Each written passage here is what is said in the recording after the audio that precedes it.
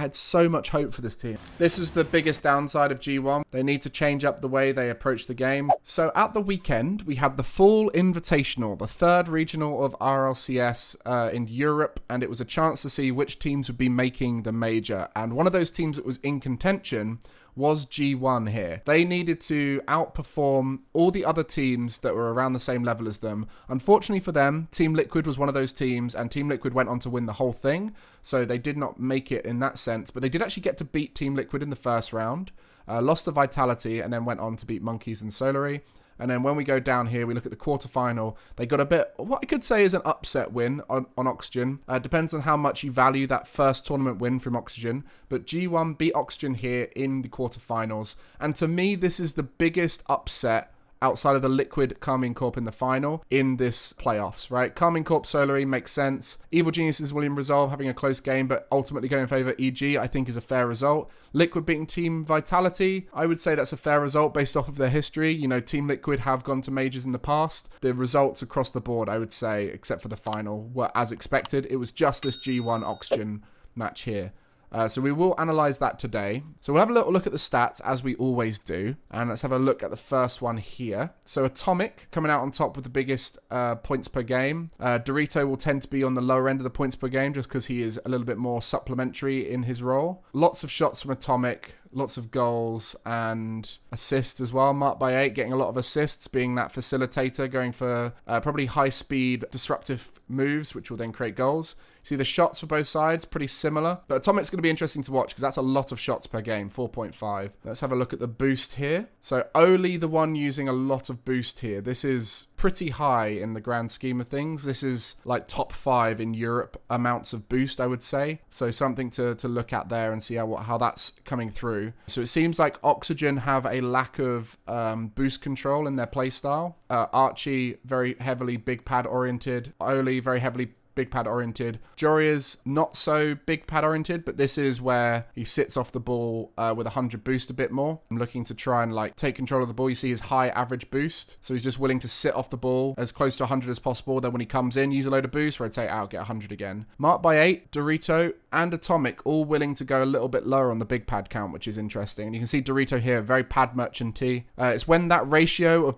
small pads to big pads is higher than 3.5. That's when you start to see players who are more small pad reliant. So it seems like Dorito has taken up that role. Interesting. And then positioning wise, let's have a little look here.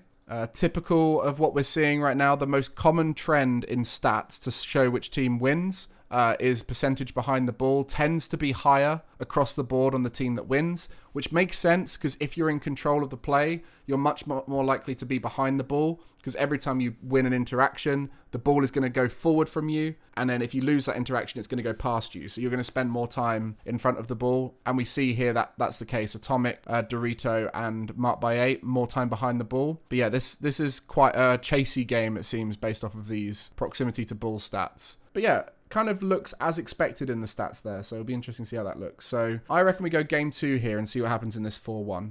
I want to start off with Atomic because, you know, he's the big one. He's the superstar Spanish player. In my mind, he's probably the strongest Spanish player right now. I mean, CRR was for a bit in my mind, like, okay, he's the strongest Spanish player, the one to watch, but he's gone over to North America. So I'd say Atomic in my mind is probably the strongest one. Okay, how's this gone in? Yeah, so you see here, Dorito being a bit of a disruptor, just looking to be a nuisance, make them rush a little bit. Marked by 8, playing off of that disruption really well there. Just willing to sort of watch the play, keeping that boost nice and high. But you can see right now, look at Oxygen's boost, it's all very low.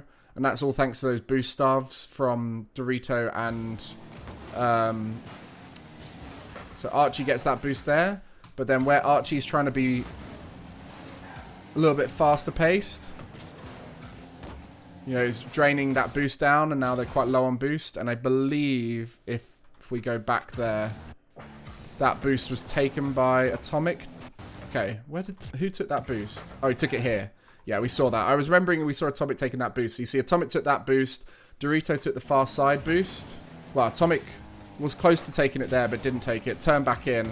And then you see Dorito take it now. So it's just such a good disruptive playstyle of like trying to drain resources and just constantly go, but efficiently. And they've done that really well here.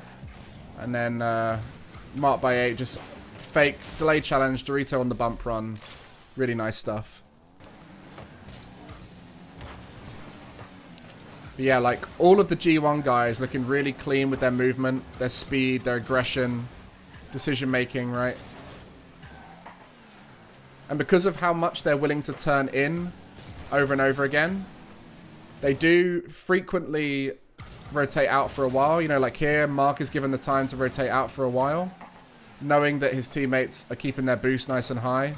Why is this a goal? Like, this is what I'm looking at right here. Is I'm like, why is this a goal? All right, like Dorito, great first touch. Joyous is gone. Archie's pushed up way too far. Oli's not back. Like, should Oli have got back here? Like, is the...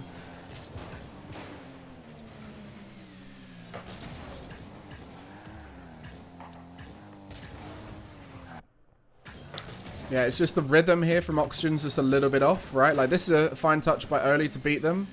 Jory's just shouldn't be going there. And then it just means that Archie's rhythm is thrown off because Archie is looking to be aggressive here based off of this Dorito situation, right? But then because Jorius is gone, he needs Jorius to have value here. And then with no value from Jorius, that then means Archie has made a bad decision by pushing up that far, right? Like right here, Archie just needs to have full trust that Jorius has seen something that he needs to do. And like whether that's a bump or whether that's a intercept. Otherwise, Archie is then mispositioned. So yeah, that could be the downside of these kinds of lack of structure playstyles where they tend to be quite over-aggressive.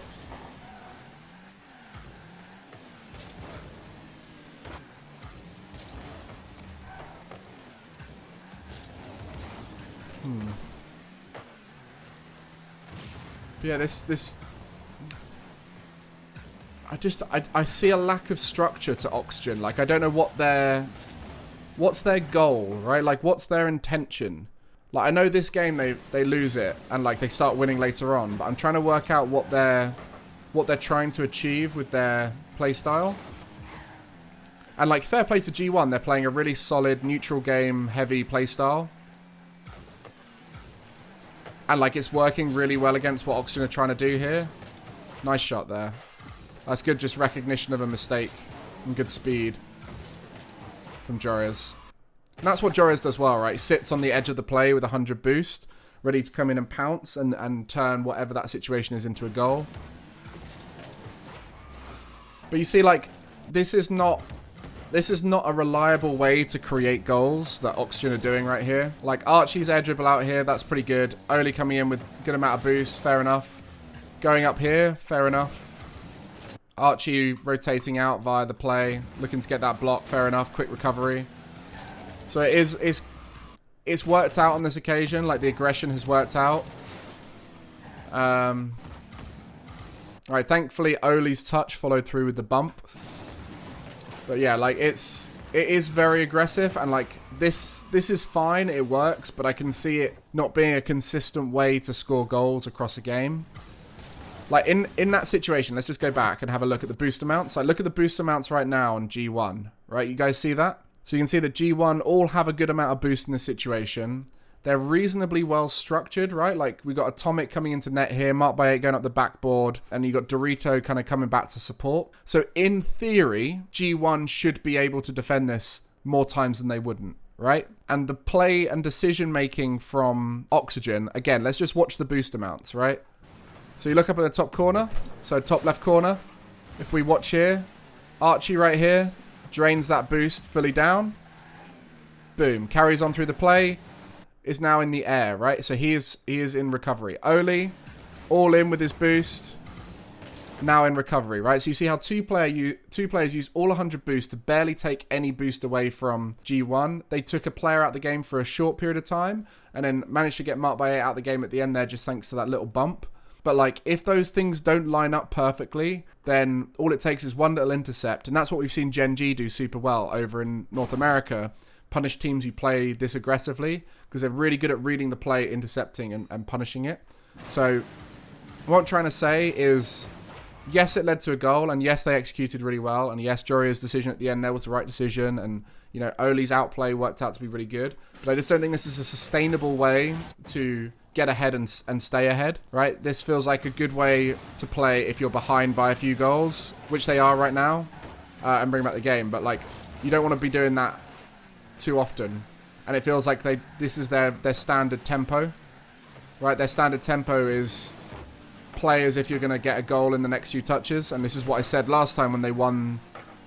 When they won the regional, I mentioned how their playstyle felt a little bit like all in, right? See here, right?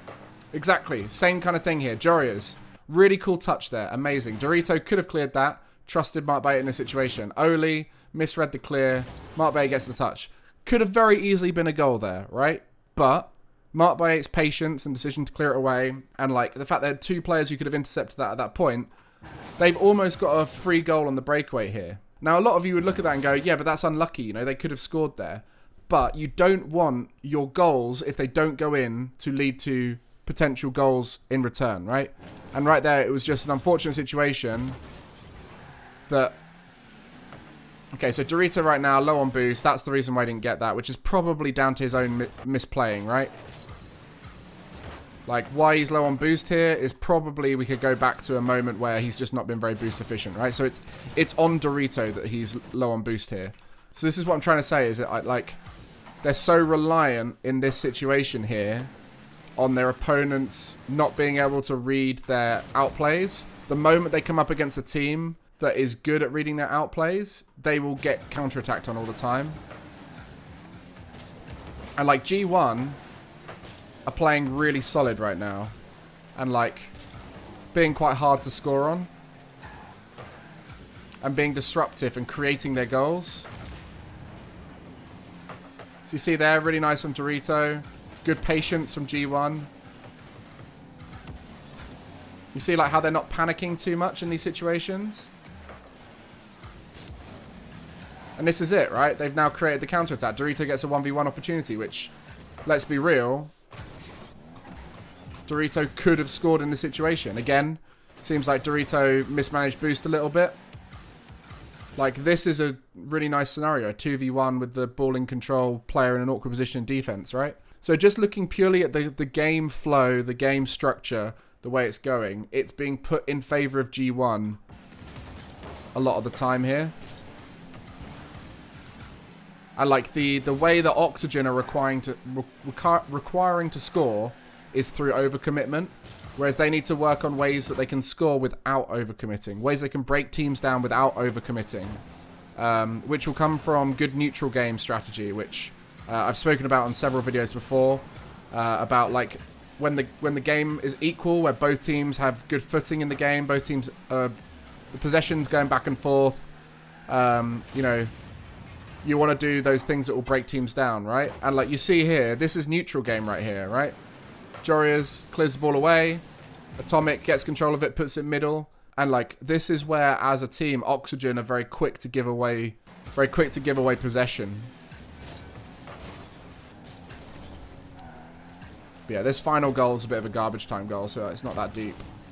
Just trying to force a goal from them, which is fine.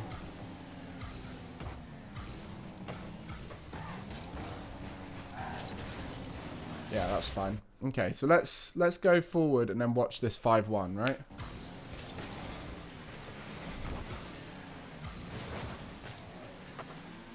Again, Archie just pushing up a bit too far here again. Unfortunate 50-50, but like if we understand again how this 50-50 happens.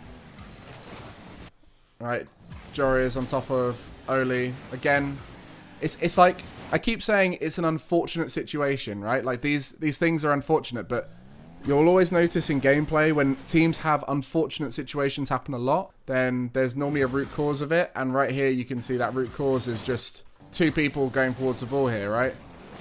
Like,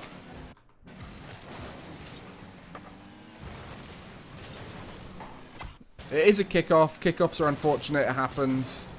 But I don't think Archie's to blame here. I think, again, it's just they're pushing up aggressively, but then what's happening upfield is not trustable, right? You can't trust what's happening upfield. Okay, let's see what happened in this kickoff. Yeah, Joris has changed to flipping in towards the net. Interesting.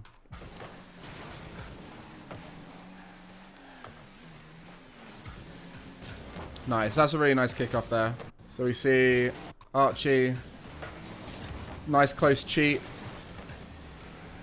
Nice lucky bounce off of Archie. And then I love that follow through from Oli after the 50-50. Get the boost steal. I like the movement here from Archie. Goes towards the boost. Goes backwards.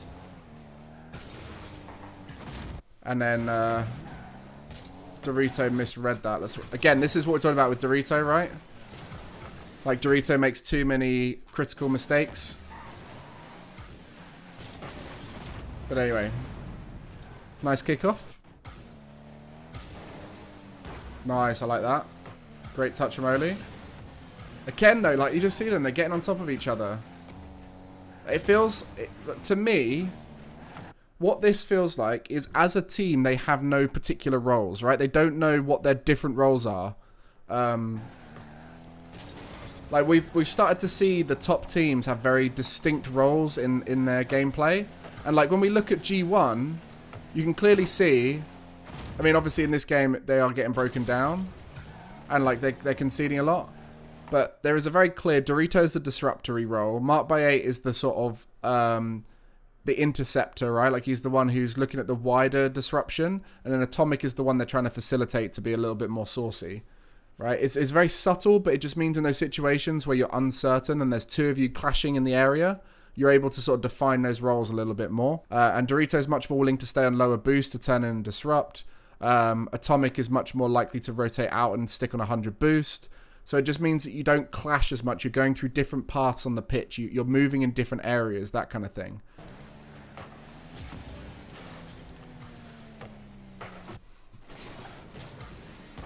This is the biggest downside of G1 with their just go, go, go play style, is it means that they do run out of boost quite a lot.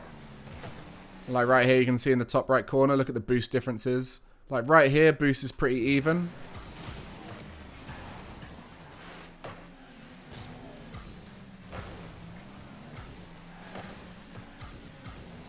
But yeah, like you see where the turn and go has meant they've drained their boost a little bit. Like, if Atomic just chills there and doesn't go for that, Dorito or Mark by 8 can go for it. But yeah, they're just getting a little bit panicky here. Which, also, you got to remember, guys, what's the scoreline in the match? It's 3-0 to G1. When do we tend to see teams panic the most? It's that first match point game. So this is quite a common, like, performance psychology effect of when you guys go into that match point game. You realize, you know, beforehand, you're like, it's match point, it's match point, it's match point. And then you start to, if you're a fast-paced team, it can often be overdone and turn into the trend of panic. And I think what Oxygen have done really well here is they have punished the panic with their solo plays. And this is where Oxygen are always going to look the best, is when they're against a team that's panicking. Same kind of thing with Liquid, right? Liquid are going to play well against teams that panic. So you probably can see that a little bit here with some of the decisions that are coming out from G1, is they're getting a little bit panicky. You get a little bit too aggressive. Nice idea there. Joris just clears out. So I'm trying to work out the distinct roles here that Oxygen are kind of going for. Joris tends to rotate away and pick up boost. But I think it really comes down to, like, stepping on each other's toes right now. They need to work out a way to not step on each other's toes. The moment it does just feel like go, go, go. And a little bit of inconsistency within their structure, which is never something you want to see when you're playing at a highest level. You want to have some kind of consistency with the way you play. Okay, so that game, we kind of got an idea of it. Let's watch this final game here. They play for the best case scenario every time, rather than playing for the neutral position, the safer position, the place that you got more momentum, more speed, that kind of thing. I feel really bad because it does feel like every time I watch Oxygen, I just moan a lot. I had so much hope for this team. I believe they had so much potential, but they lack structure, they lack neutral game control, but they do not lack in their advantage play. When they're in advantage, they will score. They will score a lot of goals.